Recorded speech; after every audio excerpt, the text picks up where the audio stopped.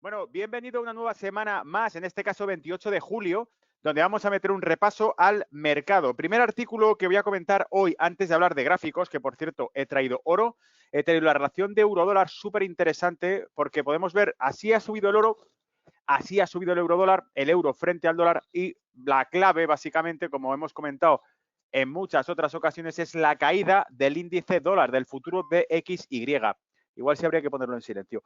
Del futuro DXY, que es en realidad el que me muestra cuál es el valor del dólar relativo contra el resto de divisas. ¿Os acordáis? DXY. Podéis ver la cesta, es la cesta del dólar contra euro, franco suizo, yen y libra.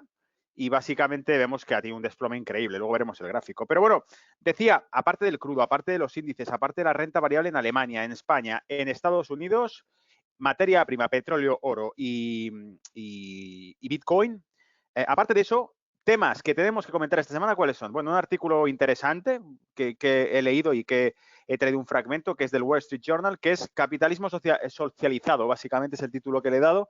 Luego veréis si es la ruina del capitalismo, si se está haciendo un rescate al capitalismo, se está socializando el capitalismo, etcétera. Segundo artículo que voy a comentaros es cómo el ministro de Finanzas alemán ha dicho que, bueno, sí, el acuerdo que se ha firmado esta semana para crear una especie de deuda conjunta en Europa, dice el ministro de Finanzas alemán, ha hecho bastantes matices, como no podía ser de otra manera. ¿Os acordáis que dijimos que las concesiones que se dé a Europa, a la Europa del Sur, a la Europa periférica, las concesiones que se dé son un caramelo envenenado porque sabemos que luego abrirán debates de qué pedirán a cambio, ¿no?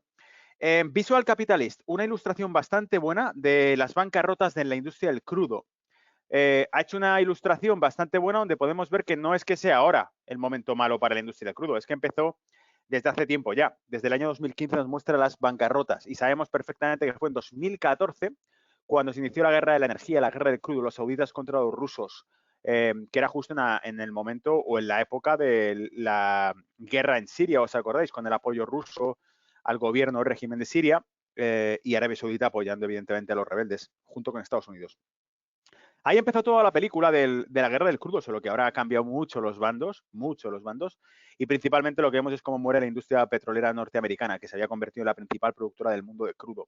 ¿Por qué es interesante esta noticia? Porque empalma perfectamente con lo último que os comentaré en este reporte, que es la burocracia ecológica de la Unión Europea. Cómo la Unión Europea ya está matizando, publicando, aireando cada vez más sus planes para un proyecto en el que la burocracia, a nivel fiscal, oriente los presupuestos y subvenciones de dinero gratis que se está fabricando hacia las compañías de energías verdes o renovables. Es lo que hemos llamado hace ya unos meses, hicimos un reporte donde hablábamos del Green Deal y explicábamos que igual que el New Deal fue el proyecto de inversión que recuperó la gran crisis de 2000, del crack del 29, del crash del 29, en este caso el Green Deal sería el proyecto de inversión que va a crear estímulo en Europa y que se va a hacer pues con el pretexto del cambio climático y que lo van a hacer evidentemente las autoridades europeas. Reorientarlo todo, centrarlo además en programas que pueden ser incluso interesantes porque evidentemente es la intención, luego otra cosa es lo que hagan, pero lo que quieren es atomizarlo, es decir, focalizarlo en pequeñas compañías. El poder llegar a financiar compañías que tengan proyectos ecológicos revolucionarios dentro de la Unión Europea. Bueno, pues eso es todo. Ahora voy a empezar a la introducción.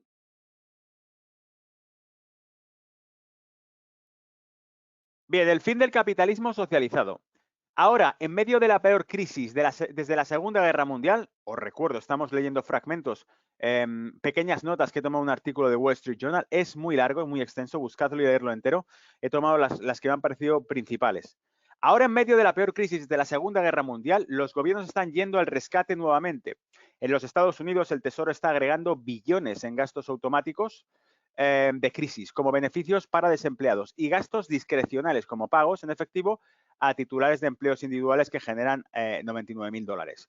La Reserva Federal está haciendo su parte reduciendo las tasas, imprimiendo cantidades masivas de dinero nuevo y comprando directamente la deuda de empresas en problemas por primera vez.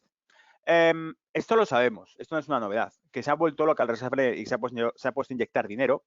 No ocurre ahora, de golpe por sorpresa, sino que empezó a ocurrir, ¿os acordáis?, a finales del 2019, ni siquiera con la pandemia. A finales de 2019 reportamos en este reporte semanal, comentamos entonces que hubo ciertos problemas de liquidez en el mercado interbancario y que la Reserva Federal metió 100 y pico mil millones en 4 días, algo que es superior a las cifras que hacían mensuales durante las épocas de estímulo monetario. O sea, se les fue de las manos, ¿no? Pues ha seguido así con el tema de la pandemia. Los gobiernos de muchos otros países también están lanzando una serie de medidas de estímulo que habrían sido inimaginables hace unos meses. ¿Creen que puede pedir prestado fácilmente para pagarlo todo porque en las últimas 4 décadas el dinero fácil ha llevado las tasas de interés a casi a menos de cero? El dinero es gratis. Se refiere a los gobiernos en esta parte del artículo, ¿vale? Los gobiernos en muchos otros países también están lanzando una serie de medidas de estímulo, tal, porque creen que pueden pedir prestado fácilmente y pagarlo en las próximas décadas con una tasa de interés súper negativa. Esto ya nos da la primera pista de algo que hemos comentado multitud de veces. ¿Cuál es el problema de todo esto? No de ahora, de los últimos años venimos comentándolo en radio, en entrevistas de radio, en los reportes, algo que sabemos todos. Mirad, cuando se acumula una deuda tan extensa y tan grande en las economías, como si es a nivel particular, como si es tu deuda con el banco, el único problema es que tienes que ser capaz de generar suficiente dinero durante este periodo para poder pagar la tasa de interés del banco. ¿Qué pasa? Que las tasas de interés están en negativo o en cero, a efectos prácticos. Entonces, como está en negativo o en cero, sobre todo para los bancos y los gobiernos, lo que ocurre es que piensan, no pasa nada, podemos seguir pidiendo prestado dinero, ¿no?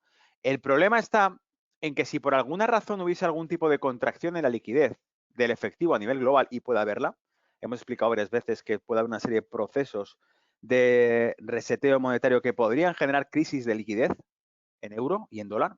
Si eso ocurriese, ¿tendrían problemas de liquidez los gobiernos? Claro, no habría suficiente dinero generado para poder pagar las deudas, o sea que habría una bancarrota generalizada si suben las tasas de interés. Continúo con el artículo. Un creciente cuerpo de investigación muestra que el estímulo constante del gobierno ha contribuido de manera importante a muchos de los males más flagrantes del capitalismo moderno. El dinero fácil alimenta el surgimiento de empresas gigantescas y, junto con los rescates de crisis, mantiene vivas las firmas zombies, muy endeudadas a expensas de las nuevas empresas, que generalmente impulsan la innovación. Todo esto conduce a baja productividad, el principal contribuyente a la desaceleración del crecimiento económico y una reducción del pastel para todos. En otros artículos, como el Economic Prince que comentamos hace unas semanas, el autor del artículo decía básicamente que lo expresaba con otras palabras más poéticas. Decía que esto mataba el espíritu americano, el incentivo. El crear constantemente esos tipos de estímulos mataba el hecho de que te tuvieses que buscar la vida para poder crear riqueza. No, ya está, te fabrican billetes y te los dan, no te preocupes. Por eso se zombifican. Un negocio que está muerto, que ha quebrado, sigue vivo porque le está inyectando constantemente dinero, le están prestando constantemente dinero, aunque no le pidan cuentas de nada al respecto. Esto me viene a colación del tema del patrón oro, porque lo hemos explicado, pero si el patrón oro volviese a estar vigente como en el siglo XIX, no se podría crear dinero sin aumentar o disminuir las reservas de oro. Es decir, se crea una masa monetaria X con una conversión directa en oro y solamente se podría devaluar o revaluar tu moneda en base a tus reservas de oro. Por lo tanto, se crea un balance de reservas de oro entre países a nivel de poder justificar la depreciación de la moneda mediante la venta de reservas de oro o la apreciación de la moneda mediante el aumento de reservas de oro. Esto sería un sistema monetario basado en el patrón oro, así de fácil, así explicado, que yo creo que es matemáticamente, visualmente se entiende muy bien lo que acabo de decir, ¿no? Entonces ya tenemos la clave de lo que podría ser lo que podría venir. Sí, son ciertos tantos rumores que hablan del patrón oro, que vuelve, que tal y que cual. Bueno, no debería sorprender que los millennials y la generación Z estén cada vez más desilusionados con esta forma de distorsionar de capitalismo y digan que prefieren el socialismo. La ironía es que la creciente cultura de la dependencia del gobierno es, de hecho, una forma de socialismo para los ricos y poderosos. Es decir, las grandes corporaciones, los bancos, que son los que colocan la deuda corporativa, son los too big to fail, lo hemos dicho 1000 veces, los que son demasiado grandes para quebrar, los demasiado grandes para caer. Pues esos son los que se mantienen zombificados y a flote. Porque saben que dejarlos caer produciría mayores problemas que soluciones. Es decir, mucha gente ha especulado, ¿y qué pasaría si Lehman Brothers hubiese sido rescatado? Que nunca se hubiese producido el latigazo de la crisis financiera de 2008.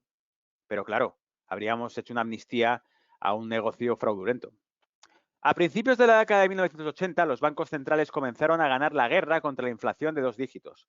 La contención de los precios del consumo les permitió comenzar a presionar la tasa de interés a la baja, en un momento en que la desregularización financiera aliviaba las condiciones crediticias y los rescates corporativos se estaban convirtiendo en una práctica estándar. Es decir, durante los 80 o posterior a los 80, mejor dicho, la desregularización bancaria permitió mayor apalancamiento bancario. No hacía falta fabricar billetes porque ya lo fabricaban los bancos privados a través del crédito.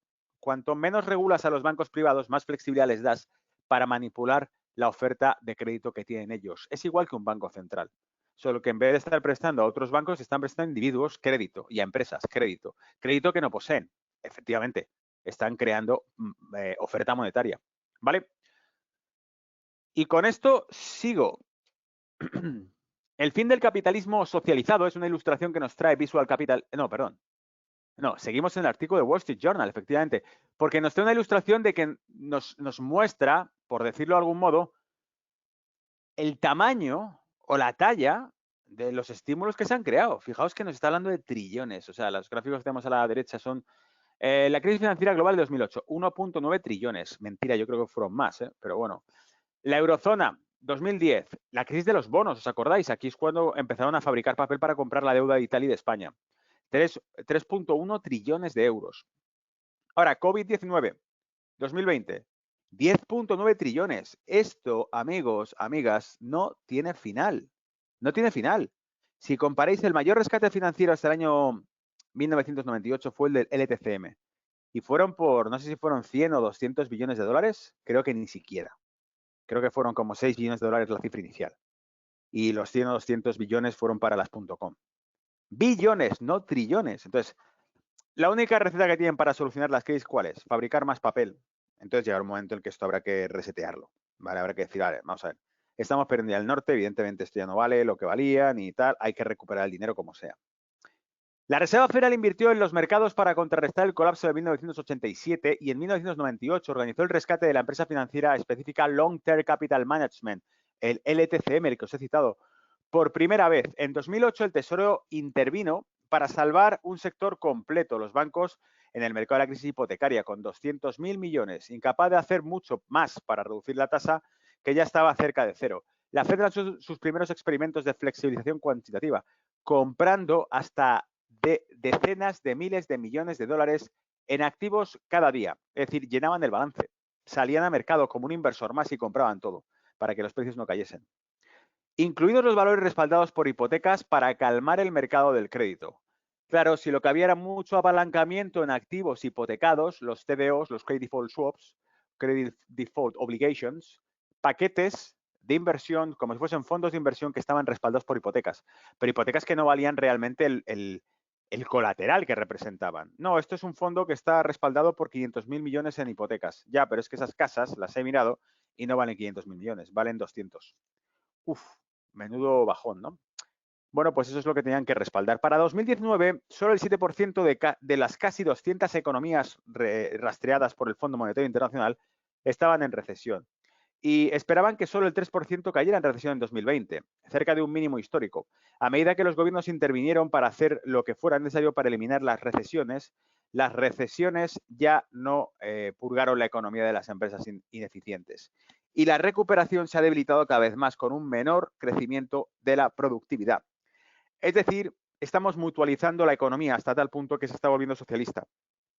Ya, como hay un estímulo continuo, ya no hay incentivo para tienen que morir negocios y abrir nuevos y tienen que ser pues la caída y el levantamiento de nuevas ideas y no ocurre, claro, no se recicla el sistema. Lo que sucedió durante la pandemia es la historia de las últimas 4 décadas, telescópica en cuestiones de semanas y ampliada a una escala previamente inimaginable. 4 meses después de que el mercado colapsó en medio de las advertencias de los bloqueos provocarían una gran depresión, los gobiernos han intervenido como nunca antes. Muchos países ricos han implementado medidas de estímulo que ascienden al 10% del PIB o más. Eso significa un papel aún mayor para el gobierno que tendrá que ser financiado por más deuda. Es decir, si están prestando tanto dinero, tendrán que financiarse, a menos que, como hemos dicho, se haga un bypass y la financiación venga gratuita por parte del Banco Central. Es decir, que el gobierno no tenga que vender en el mercado privado la deuda, no tendrá que recaudar fondos en el mercado privado, sino que directamente el Banco Central diga, toma, gástatelo. ¿Vale? Bien, pues